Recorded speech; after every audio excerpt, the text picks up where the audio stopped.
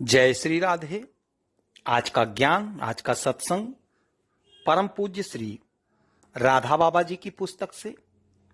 परम पूज्य कहते हैं, जिस समय हम दूसरे का दोष देखने चलते हैं उस समय हमें यह सोच लेना चाहिए कि हम अपने आप को उसकी अपेक्षा बहुत अधिक ऊंचा और उस दोष से शून्य अनुभव कर रहे हैं।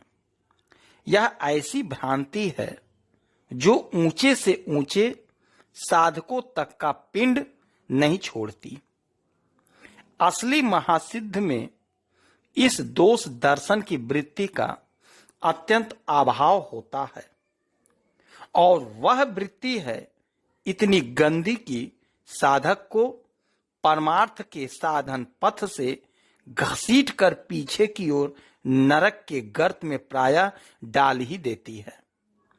यह भी एक बड़े विचारने की बात है कि हम जिस दोष का दर्शन दूसरे में कर रहे हैं वह दोष यदि हम में नहीं होता तो हमें वह दोष दूसरों में दिखता ही नहीं। यह ऐसा सत्य है कि जिसका खंडन हो ही नहीं सकता।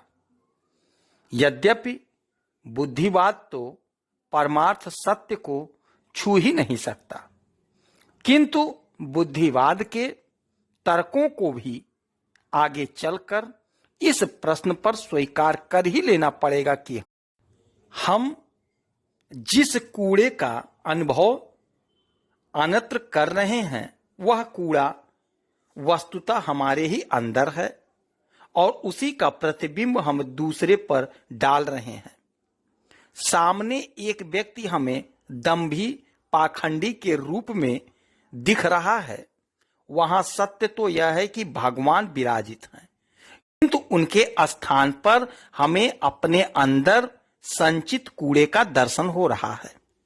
इतना ही नहीं, इस प्रकार के दर्शन की प्रत्येक चेष्टा हमारे अंदर संचित कूड़े के ढेर को निकालकर हमारे चारों ओर इकट्ठा कर देती है और इतनी दुर्गंध फैला देती है कि हम उस ओर से आने वाले भगवान के सौरभ को ग्रहण कर ही नहीं सकते।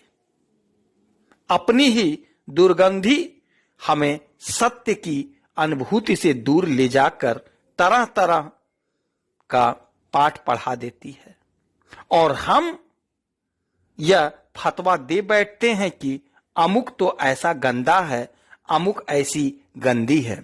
जिन्हें सत्य का अनुभव होता है वे इस प्रकार का निर्णय कभी दे ही नहीं सकते, क्योंकि उनकी आंख में बुरी भली नाम की कोई वस्तु ना रहकर एक भगवान की सत्ता ही बच रहती है।